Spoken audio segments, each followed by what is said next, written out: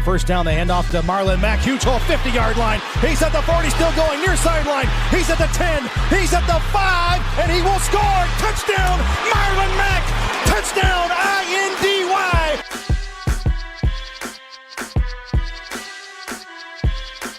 And again, it's picked off. It's Darius Leonard. Leonard with a second INT, and he's streaking down the near sideline. He's at the 40. He's at the 30. He's at the 20. He's going to go. A pick six for the Maniac. Horseshoe is back, baby. The horseshoe is back. What's going on, Colts Nation? Welcome back to another Bring the Juice Colts podcast live stream. You got Michael here today, and you got Derek. We are doing your pregame live stream for the Indianapolis Colts Week 11 matchup versus the Green Bay Packers. So, listen, Michael, we were talking about it just off air just a second ago, and unfortunately, we're going to start this podcast with some unfortunate news. But before we start that, first off, anyone that is in here, please feel free to like, comment, and subscribe, guys. If you haven't subscribed already, always enjoying new people coming in and watching. And don't worry, we will absolutely be doing a live play-by-play during the game as well. And again, guys, if you want to super chat or donate or become a member of the channel, those options are always available. And also, guys, we are developing a merch site here soon. I'm working on that currently. I know it's taking a while. I've said that for a while, but I am working on it. But all right, let's talk about the big news here. And I'm going to pull up the inactives for today. And so Matthew Adams was one of them. Ben Banigou, who a lot of us thought, Ben Banigou might have gotten a shot this week because of Danico Autry, being out for this game. We thought, Ben Banigou might get some snaps, but apparently not. Still a healthy scratch. And the two big ones for today, that is cornerback Isaiah Rodgers and right tackle Braden Smith. And Braden Smith is the worst one because most assumed Braden Smith was going to be back today. Everyone said, he had to have stitches on his thumb, but most assumed that he was going to be back and ready to play and not have any issues, but apparently it was bad enough that he can't play today. So, Michael, how big is that? I mean, obviously Rodgers on the special teams end, that kind of sucks, but I mean, when you're losing right now this season, who's been your best offensive lineman, and that's been Braden Smith all season, how bad is that right now? It's very bad. I even put one of the key matchups that I had for today was how our tackles were going to do against Darius Smith and Preston Smith. And not having Braden Smith out there, who has been, as you mentioned, our best offensive lineman, I think unanimously by all Colts fans, he's been the best. It's going to be very tough because I assume we're going to put in LaRaven Clark. I assume we're going to maybe put in Danny Pinter if he's up for the challenge, if he knows all the tackle spots, which I assume all the backup guys know every position. But it's going to be very difficult because I was looking at the stats about Zadarius Smith, and oh my Lord, man, he has some very good stats right now. He's got 11 tackles for loss. He's got 8 sacks, and he's got 34 total tackles. So the guy is playing on all cylinders. And if he's lining up against our backup right now, I mean, we'll see what happens. Yep, it feels a little bit like the situation with LaRaven Clark and Anthony Costanzo back in week 5 against the Browns. Now, I'm not saying that the Packers have a defensive end as dominant as Myles Garrett. Obviously, that's not true, but I mean, they still got some solid defensive ends out there. So that will be a matchup to look at. We'll have to find out who it actually is going to be because it could be Danny Pinter. Pinter he did play tackle in college, so he does have that experience if they decide to do that because, LaRaven Clark's been mainly a left tackle. I don't know how it would affect him if he went from one side of the line to the other. That would kind of be an issue. But Pinter could be one. Eldrin Camp could be another one. I don't know. We're going to find out here soon. But let's talk about two big ones here, two big returns that were questionable this week. And the first one being, and then we'll talk about the guys that were on the not injury-related list here in a minute. But Kenny Moore being back for this game is ginormous. I mean, we saw Wednesday he was working off on the side of the field without a helmet, working with the trainer, but he is not on the inactive list, so it looks like he's going to be ready to go. So, I mean, how big is that for today? Because obviously they're going to have Devontae Adams is cleared to play today. Allen Lazard most likely will be playing today. And, I mean, they got their full wide receivers pretty much lined up here, so it's got to be big having your best cornerback in there. Yeah, no question. I think we all know that Xavier Rhodes is going to be matched up on Devontae. They have that history of back when he was in Minnesota. And it's really going to come down to Rodgers finding his number 2 guy, which has usually been Marquez Valdes-Scantling recently. But with Lazard coming back, it does seem like it'll be Lazard. He's a lot bigger of a body, I think, and he's a lot more physical of a receiver than MVS. So having Kenny Moore and having our second guy right there, and especially the slot guy, when he's playing slot receiver when we're in the nickel coverage, it's going to be huge because he is by far the best tackling corner we have. And he is like it pretty much they call him lightning in a bottle because I have seen so many times where the guys going to block him just don't know they just accidentally miss him because he's just so quick. They didn't understand. They're trying to get to one point and Kenny Moore is already at the guy tackling him. So having him back and healthy is huge. And then, I mean, I see it in the chat, everybody talking about it. The big name that's been brought up, and we've been wondering all season how long it was going to take for this guy to be back.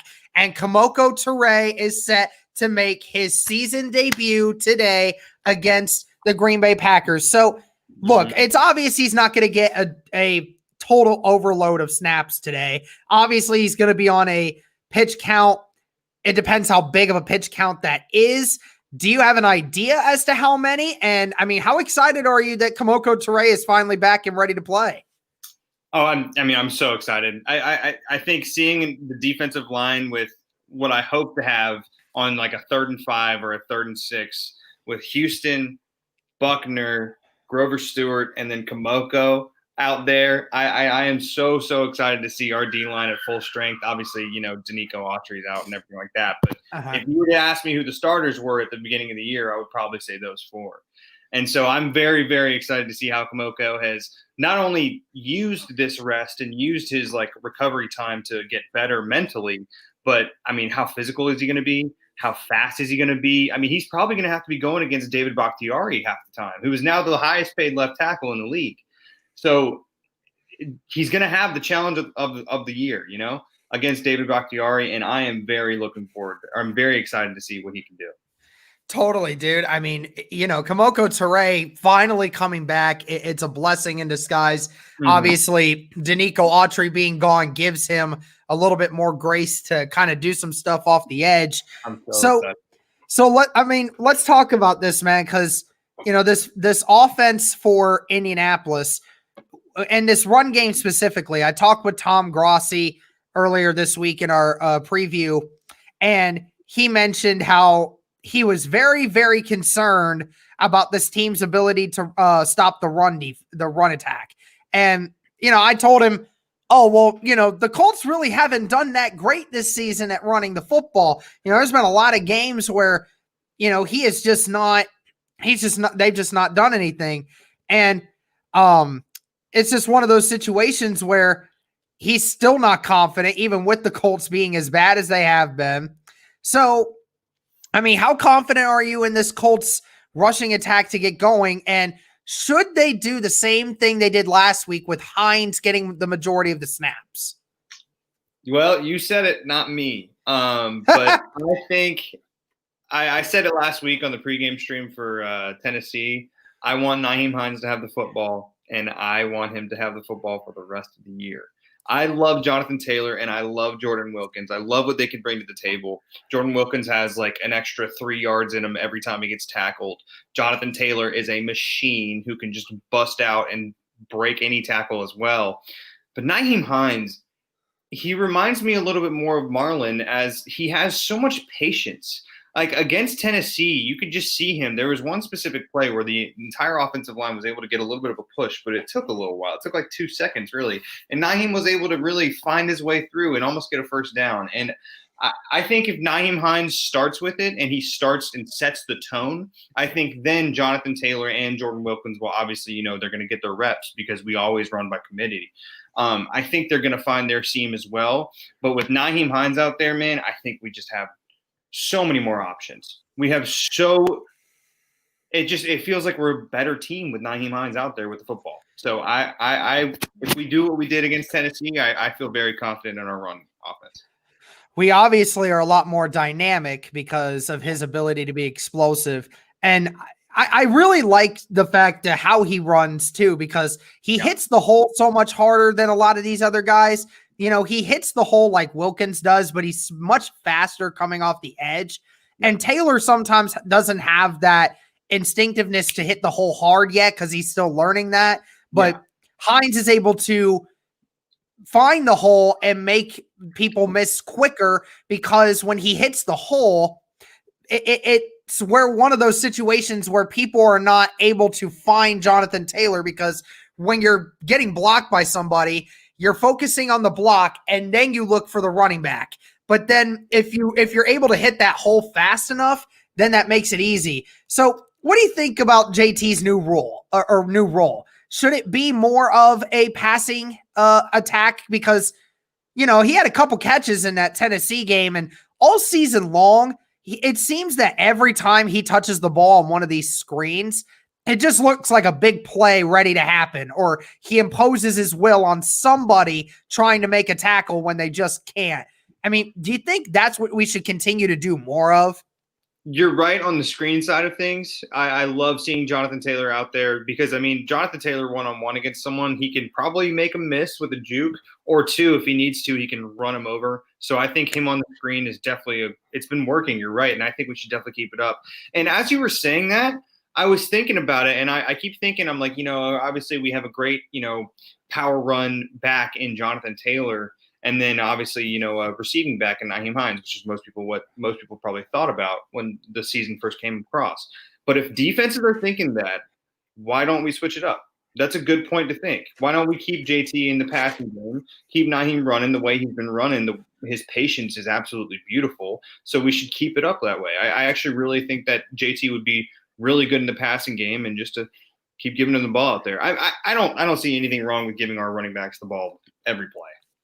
Yeah, it's funny because when JT came into the NFL, a lot of people's knocks on him were, oh, well, he doesn't really catch the ball that often. We don't know how great of hands he has. Now, granted, JT's not caught a ball past 5 yards of the line of scrimmage yet, but yet he has not dropped a pass from Phillip Rivers on any of these screens yet this year. And he averages 9 yards per screen on that play. So, he gets yards and he catches it every time. So he is consistent.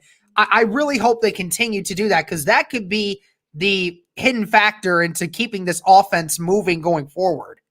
I agree. I wholeheartedly agree. And having Jordan Wilkins too as our third back in any situation is also a blessing.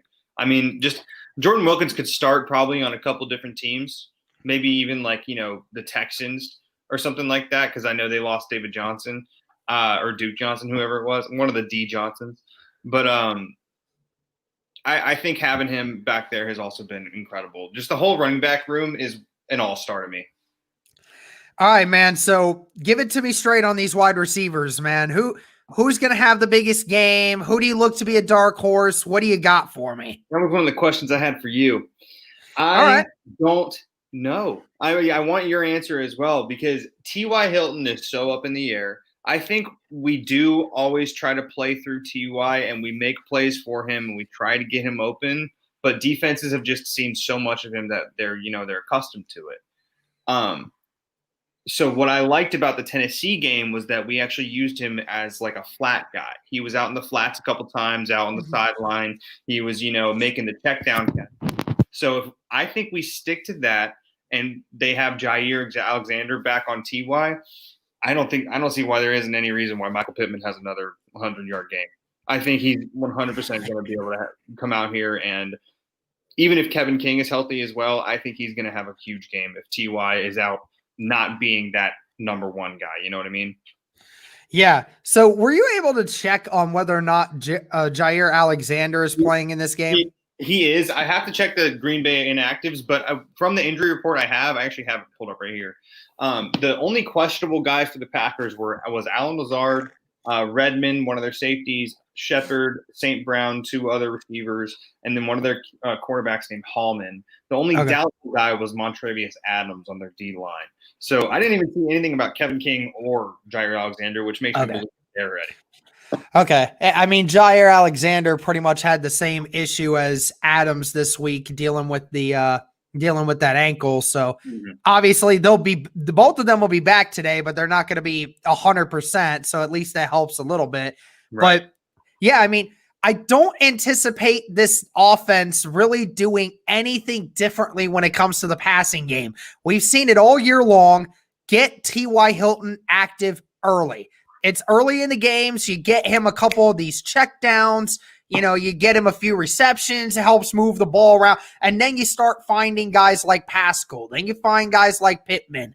It's that kind of system where we've just done that all season. And then, you mix a little Naheem Hines in there, and then it works. I mean, and Pittman, Phillip Rivers says that the connection between him and Pittman, ever since Pittman got back, has been really, really good. And I don't know whether or not to believe it, but I mean, Phillip Rivers might have actually just found himself the guy to be able to throw it to more consistently. Cause I mean, Michael Pittman can move, man. I didn't realize for a guy that's 6'4", 220 pounds that can move like that, other than obviously Julio Jones. He looks like his dad running the football. Yeah. He just looks like a physical monster out there who's ready to just take on anyone. And I am so happy about it. I think absolutely. Obviously Claypool looks great this year. Justin Jefferson looks great. CeeDee Lamb. There are so many rookie receivers who are absolutely wonderful. But for the way the Colts play, which specifically is run blocking as a receiver, Pittman's perfect for what we do. And so I'm really excited to see him stay healthy and keep going. I am very excited for MPJ. Yeah, MPJ, and then obviously to Michael Harris, both guys that can get the yards after catch, which is great. Now, here's another thing. A guy we did not call his name last week, and a lot of people forget about him. Marcus Johnson last week did not have a catch, which is weird. Like, I think we tried to go to him once, but I think it was an incompletion. But that was the only time I could recall actually going to him. Obviously, everything else was going with Hines and Pittman. So obviously, the way that game worked out, obviously, is going to work that way. But how much do you think we're going to see of Marcus Johnson today? Because we have T.Y. Hilton and Michael Pittman Jr. are going to get theirs. Harris is going to get a few. Hines will be mixed in. But how important is it to continue to try to get Marcus Johnson involved in the system? I mentioned on the first stream you guys ever had on me here was how big of Marcus Johnson's catches were. It seems like every single time he had that grab or has a grab in a game, he makes a huge, huge play, a 50-yard, 40-yard, or a game-changing third down play. You know what I mean? I think if he does get involved, it's going to be another one of those. It's going to be another one-on-one bomb that Phillip finds in him if he gets, maybe a play-action fake on someone, because they're going to be preoccupied with Naheem, T.Y., MPJ. They're going to be preoccupied with our tight ends, who we haven't even discussed yet, which I'll get to. And so if he's going to be involved like that, it's going to be another big bomb, which when you just mentioned how Marcus Johnson didn't get a catch, and we know we're Colts fans, so we know exactly how important he is. It makes me think that, like, the fact that Phillip Rivers throws the ball to like 8 or 9 players a game makes me think that Ballard has low-key found a lot of weapons for us. Maybe not like incredible weapons like Tyreek Hill or Travis Kelce, but he's found a lot of guys who are like B+, A- guys who are just ready to go, ready to hit someone and ready to just do their job. And it makes me happy as a Colts fan to know that, like, hey, if Marcus doesn't get a catch, I think we'll be okay. T.Y. doesn't get a catch, I think we'll be okay. It makes me happy as a Colts fan to know that. Yeah, and it made me happy last week to see T.Y. Hilton get the catches that he did. And he's a very humble guy, and I love that about him. He was asked about with how little he got targeted last week and only having 4 catches. Like, how does he feel after that kind of performance? Mm-hmm. He said, it really doesn't matter to me. He said, if it requires me to get 3 catches a game to help us win the game, then I honestly don't care. Said I'm fine with that. And I like that, the 4 targets that he had, he made them count, and he got first downs with them. So that's why I like getting him early. And I like that he does that. So over under 52.5. What do you think? Over or under? I went over last week, and I think I was right. I think I'm going to stick with the over. I probably will go over as well because I think that was my prediction with Tom Grossi. So, okay, let me ask you this then. What do you think is more likely? More likely that this game ends within 1 score, or more likely that this game is decided by 3 or more scores by one side or the other? Oh, I think it's definitely going to be a lot closer than it would be a blowout. I mean, obviously, I would love to see a Colts blowout. I would hate to see a Packers blowout. Yeah. But, man, I would hate even worse to see Colts lose close. So let's hope, if anything happens, it's on the Colts side. But I think it'll be a lot closer. Yeah, let me see this one here. James, that would start at 125. 125 on the West Coast when this game would start. I think for about 85 to 90% of the country, it is the Colts versus Packers game because, people were like, oh, yeah, the Cowboys versus the Vikings. That sounds a lot of fun. Let's go ahead and put the 7-2 and 6-3 team on television. Thank God they finally decided to do that. So, go ahead. Oh, I was just going to say, I love it. I love hearing Joe Buck and Troy Aikman for besides what you think of them personally. I love hearing them 2 weeks in a row. Hopefully they're our good luck charm, because hearing Joe Buck yelling out Nyheim Hines and hearing Joe Buck yelling out the special teams touchdown. Oh, that was, especially against Tennessee, that was beautiful. Yeah. So let's think about this one here. Let's just, obviously we don't want this to happen, but let's just assume the Colts lose today. And then they go to 6-4, and then you look at the remaining schedule. Are you in panic mode of where this team goes from here? Or do you think as long as we show we can compete with Green Bay and as long as we don't have any major injuries, then what do you think of the chances throughout the rest of the schedule? I think I wouldn't be in panic mode. I think I wouldn't necessarily be worried, but I would be concerned about the Titans game that we have coming up. But because we won last week, I know we obviously have the advantage. It does depend, in your scenario, it does depend on if the Titans win or lose today. If they win, then I'm on high alert. If they lose today and we're both in 6-4, I think I'm feeling okay. At least the good news is that the Jags are losing. We kind of expected that from the Steelers. So far, the Titans are losing 13-21 against the Ravens at the end of the third quarter. So the Ravens still have a slight lead there. Okay. The only crazy thing is Texans are beating the Patriots 24-17. So Deshaun Watson in that first half was going off. So he was. Now, hear me out here. I'm kind of okay with the Texans winning because they have what, 1 or 2 wins? They got 1 win. So they're not really relevant at this point. They're not too competitive in this division right now. And if we need to be in the wild card hunt, I don't want the Patriots in that hunt. So I'm actually all for the Texans beating up on the Patriots tonight. I'm sorry, Mr. Roommate, Mr. Cook, but Patriots be out. And prayers up for Joe Burrow. Joe Burrow went off of the field because he got carted off the field with a left knee injury. Oh no. Yeah, he got smacked and got brought to the ground pretty hard. So they don't know what it is, but they're really hoping it's not a Achilles injury. Because I know Chase Young hit him earlier in the game. He's been getting hit pretty good today against Washington. Was it from that hit or was it again? I don't know. I don't remember. I can't remember what the play was, but all I know is he was getting carted off. So it's a knee of something. Not sure. Had to look. Went down after getting hit with just over 11 minutes in the third quarter. Yeah, so he was hit by somebody. So Prayers up, Joe. he's getting hit pretty hard in today's game. There was a hit he took early in the first half by Chase Young that looked like it hurt too. So I'm sorry, Joe. I'm sorry, man. That sucks. Well, at least this year doesn't matter, Bengals. Yes, fans. I mean ACL comments. I'm sorry about that. Yeah, but that's unfortunate. I don't want to see Joe Burrow go down, but hopefully he'll be okay. Hopefully it's nothing severe. Okay. Maybe it's Derek, I have a serious question for you. Okay. I was thinking to myself, what is the threshold that Davante Adams needs to reach on receptions, yards, and touchdowns for the Green Bay offense to really beat our defense, right?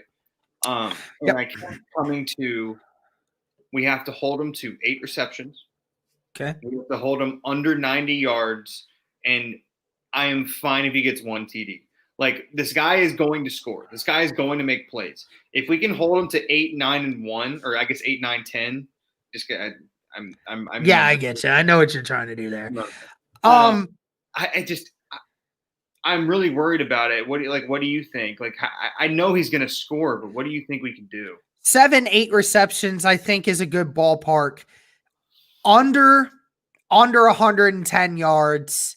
I don't even care if he hits 100, honestly, because I don't think that Aaron Jones is going to go off today, especially now that I know that Grover Stewart's going to be playing in this game. That defensive line's going to be fine. I doubt Aaron Jones goes for 100 yards like Derrick Henry did. And yeah, you're right. 1 touchdown at the most. JDW brings up, this is exactly what I would want. Yeah. Anything under that. Because I don't even care about the yards. I care about the touchdowns. That's what I care about more, is just because Davante Adams leads the NFL in reception touchdowns. So exactly why I'm afraid of him is because right now this season, Davante Adams is playing like a top 3 wide receiver. When he's healthy, this guy is the best route running wide receiver in all of the NFL. Outside of Stephon Diggs, I don't think you can find me another guy that runs better routes than Davante Adams. I would argue that Davante runs better than Stephon Diggs. So you're right. I think Diggs is actually faster, I think. Diggs might actually be faster. You might be right. I think he is a little bit quicker and a little bit faster. But the way Davante is just able to, I don't know what exactly it is. 1, it looks like he glides. 2, it's like somehow every single defender I ever see on him, just over here every single time.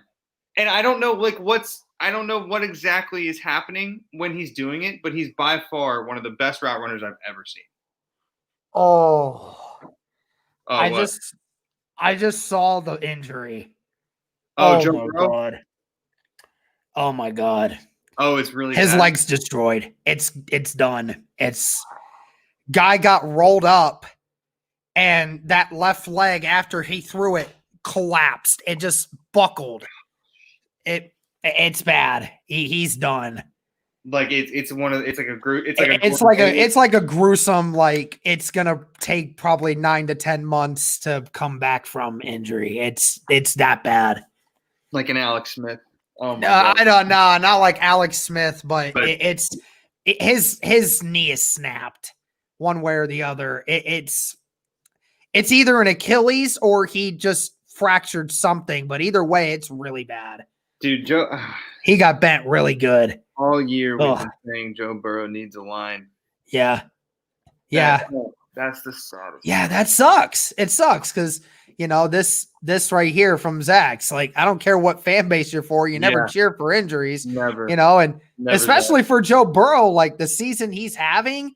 Dude, and how do you hate that guy? You can't hate him. The most, I've never seen a number 1 pick not get scrutinized. What's up, Chris? Hey, yeah, Chris. talk about this one right here. Alex Smith is playing.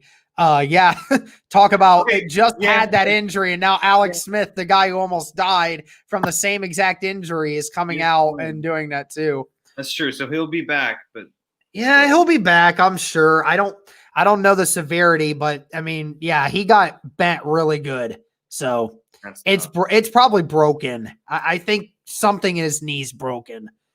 I would rather have him have a broken leg than a ACL. Because if it's a broken leg, it'll take a little less time to heal, and you can fix that a lot easier than an ACL. So yeah. Oh man, that sucks. Man, that sucks. I like Joe Burrow too, because I mean, he's a former Buckeye, never really, never panned out because Dwayne Haskins stole his job, but he's always a Buckeye to all Buckeye fans. We always loved the guy, but yeah, that sucks. But hopefully let's just hope it's not like something too severe. Definitely, hopefully not career ending. Yeah, let's hope it's not career ending, because you're right. You see a leg bend like that. Ugh, man. I don't even want to. Yeah, don't look at it. I've seen worse, but yeah, that was nasty. Yeah. Oh man. All right, let's kind of go back here. Let's talk about some guys that I didn't mention before that are coming back, and there were concerns about, oh, hold on a second. Yes, Zach, I did eat my words about yesterday's game. I did give props to IU. They played a very good game. I commend them greatly for the amount of heart they showed.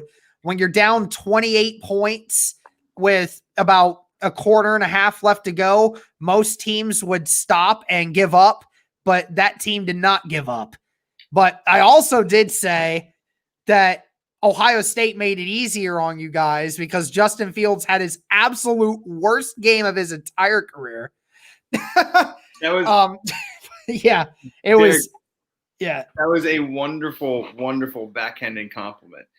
Down in the last part of the game, you guys were down 28 points and you didn't give up. Good job, guys. Way to go. What do you mean? Of course. Yeah, because who else? How many other teams would do that?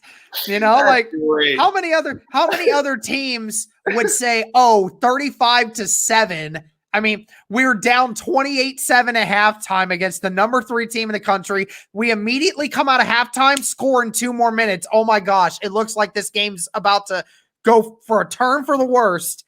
And then the Hoosiers make a way to come back. Look, I mean, I'm a Buckeye fan, so I try not to give too much credit to the opposing team. And I did not give them a ton, amazing amount of credit, because Justin Fields was absolutely despicable yesterday. But Indiana played a good game. They played a good game, and Penix throwing for nearly 500 yards. That's insane. That's actually the 4th most yards thrown against Ohio State ever. Wow. That was actually the 4th most ever. He threw for 491 yards. Would never have guessed. I know 491, but I would never have guessed it's 4. That's like the first time anyone's thrown for 400 yards against Ohio State since 1985.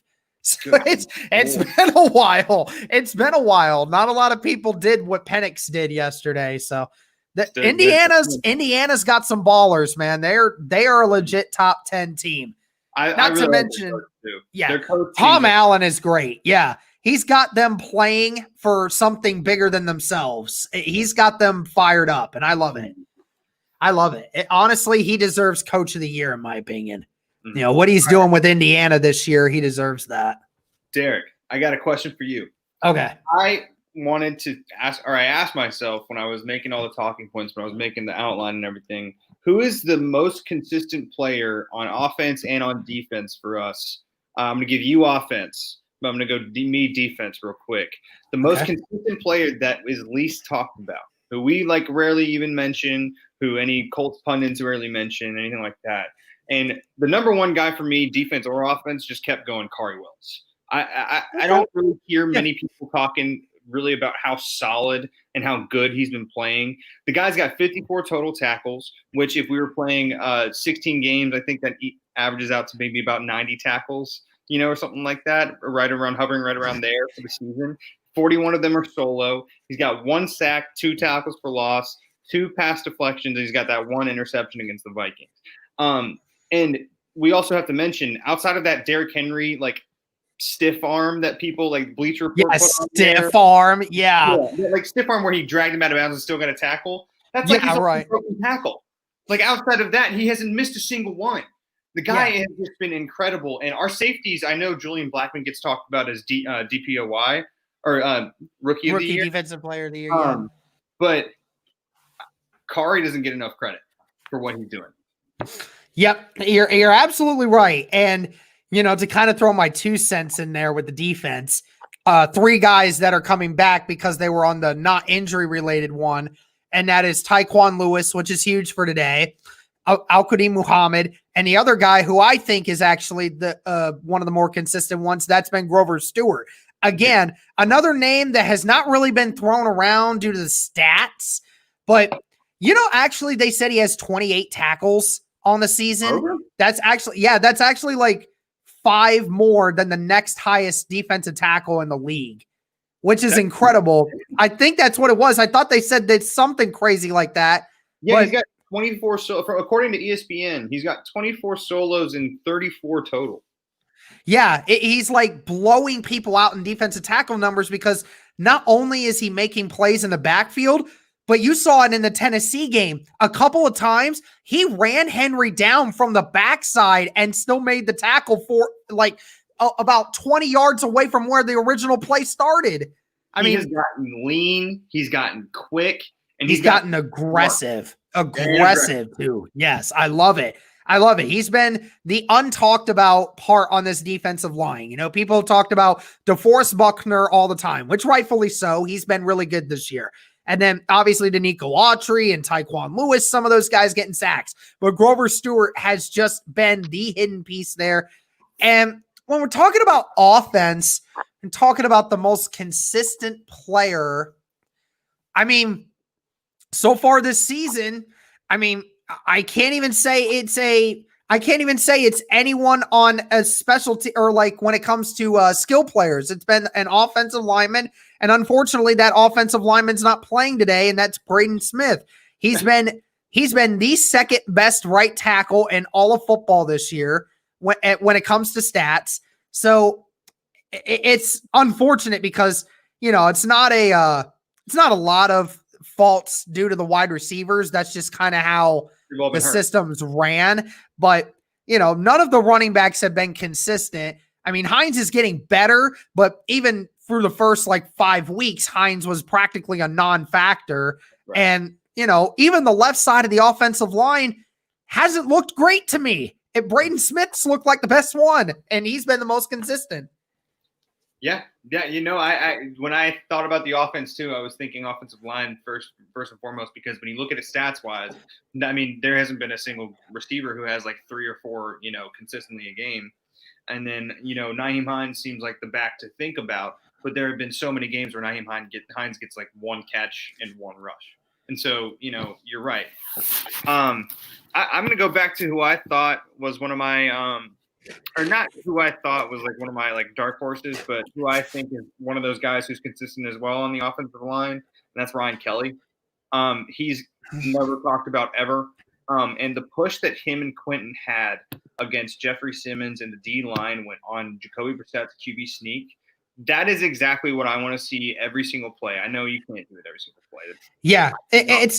It's funny because I've actually mentioned Ryan Kelly as one of the underperformers for me this year. I get what you're saying from last week. Last week, he looked a lot better, and him and Quentin Nelson were blocking a lot better that week. But there's been multiple times this year where I've seen Ryan Kelly either look lost or get beat off his block. And that's just me being a guy that likes to look at offensive line clips and see. And me as being a center in high school, I occasionally like to keep my eye on that. But that's been the biggest issue with the rushing attack this year is the offensive line has had multiple times through the first 8 weeks of the season run blocking. And They finally figured it out against Tennessee. They looked a much better blocking, especially in run blocking.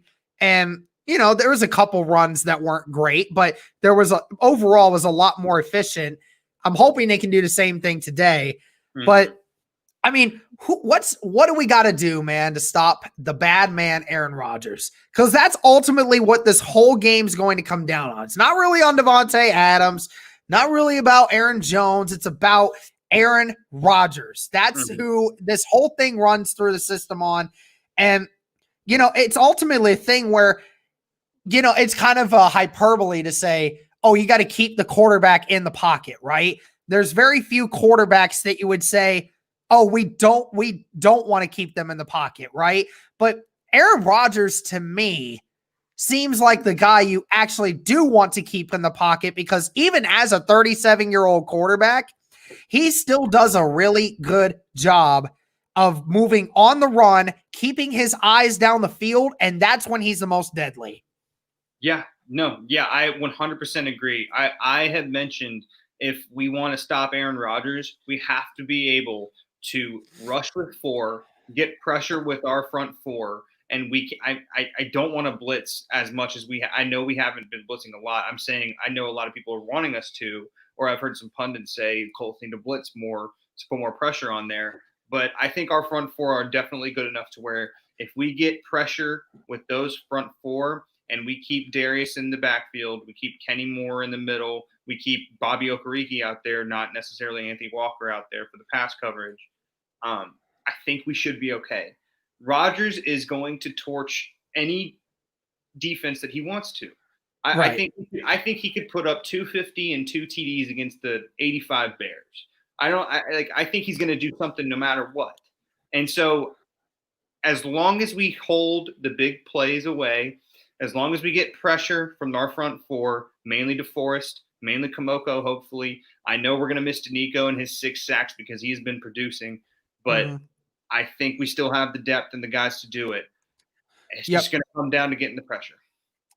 Yep. So what's your guess? Because now people are asking who's going to take the right tackle spot. If you had to throw your card up there, who is it? Who I want is Danny Pinner, but I would say LaRaven Clark because of his experience. I'd love to see Pinner out there, though. Yeah, I'd say the same thing. It's just one of those things where Danny Pinter is the backup center on the actual depth chart, so it's kind of weird how that one works. If Kelly gets hurt somehow, some way, I think you got a moral dilemma here. Right. So I don't know, man. It's gonna be rough. I mean, we will need him against the later teams. Obviously, against the Titans, we're gonna need him against the Steelers. Yeah. I understand why he needs to sit out if he needs to sit out, but. So looking at the schedule going forward, and guys, we're going to be on here for maybe about another 5-10 minutes because I'm going to get ready for the live play-by-play. Probably going to eat something before that gets started. So, and remember, guys, make sure to do that. Make sure to hop over to our live play-by-play. That one will start at around 4:00. And did you have something, Michael? Yeah, I was about to say, if you guys missed it out, please don't miss out this week. I understand it's hard to find Colts games all the time. I mean, I'm in Charlotte, North Carolina, so it's constantly hard for me to find the actual game. I know this week's a little bit different, but Derek is incredible at calling out the plays. The Lions catch with Nyheim Hines' first touchdown against the Lions was incredible. They put it out on Twitter. We had everything going. Derek is great at that. I highly recommend watching it if you can't find it on a TV. So, man, let's talk about score predictions here, at least right here, right now. And we'll talk about maybe something else here quick before we leave. But what's your score prediction? Because everybody's kind of heard mine. I am obviously going to go biased towards the Colts because I will always choose the Colts to win, and I will always think that they will win, even when we don't. I am thinking it's going to be high scoring. Aaron Rodgers is going to score. I think Aaron Jones might have a touchdown, maybe 2, maybe not that many yards.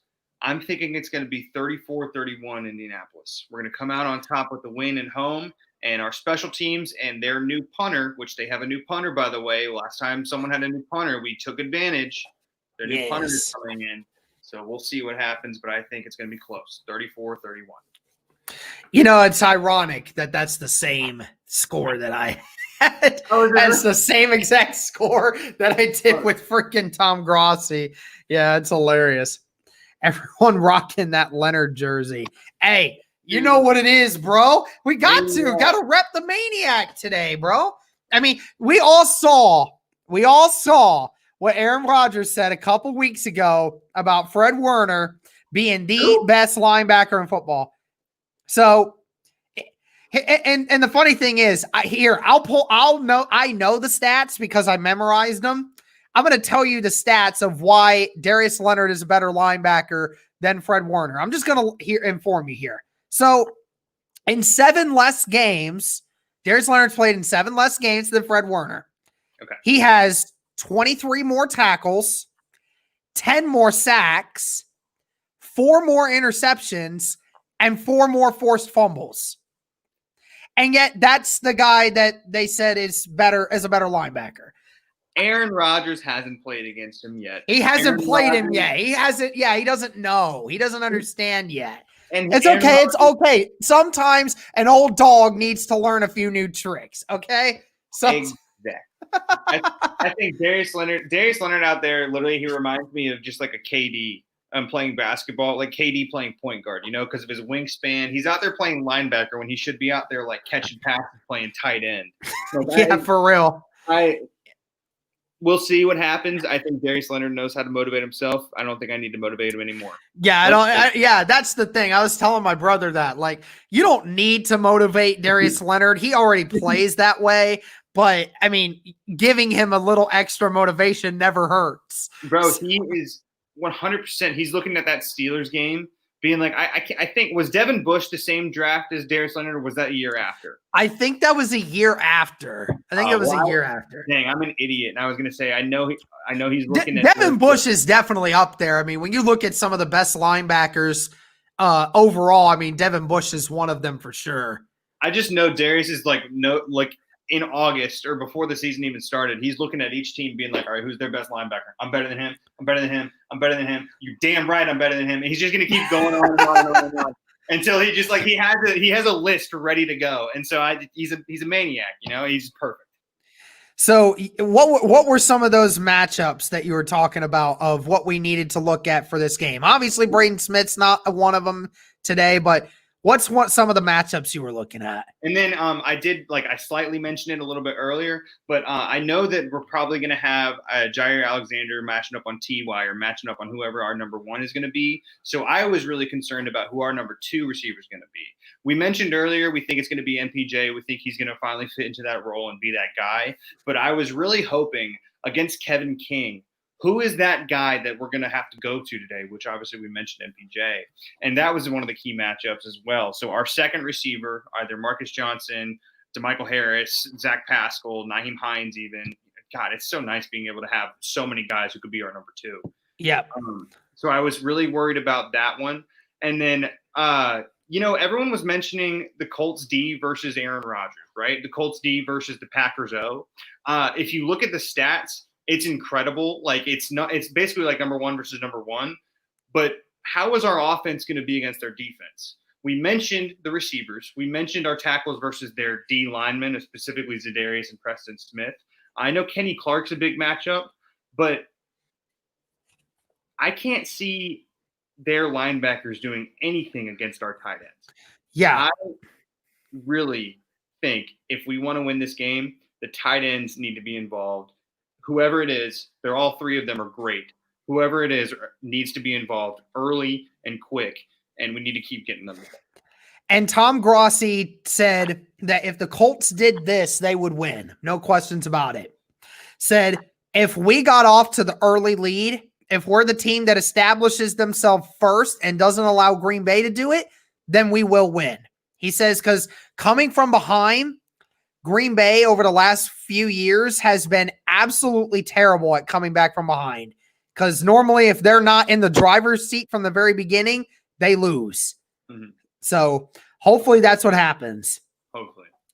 All right, guys. So I think that one's going to do it for this one. Thank you to everyone that is tuning in. Again, guys, here in about 15, 20 minutes, we're going to start the live play-by-play. So I'll be over there. Be sure to come over, hang out. And yeah, Green Bay Packers fans, we love you and we're glad that you're here. Always happy to see some Packers fans in the chat. And as long as you're not dropping F-bombs or being, mean to anyone or dropping some racist stuff, then you're okay. And I won't have my mods ban you because I have a few of them in here. I know Zach and Chris are in here. So yeah, just as long as you don't do that. But one last thing here. Where was it? It was right here somewhere. It was JDW. I just had it up on the screen, but I think I lost it. I think it's past me. Here it is. Bold prediction: Pittman has a better game than Adams. Oh, if that happens, I will. JDW, find me on Twitter and I'll Venmo you like $20. All right. We got a Venmo idea already here. About my Twitter. Oh man. All right, guys. Thank you, everyone that was in here. Thank you so much for tuning in. Again, be sure to hop over to the play-by-play stream. That will be getting started here shortly. That's right. Bring out the Maniac jerseys. We're all here for it. Thank you guys again so much. And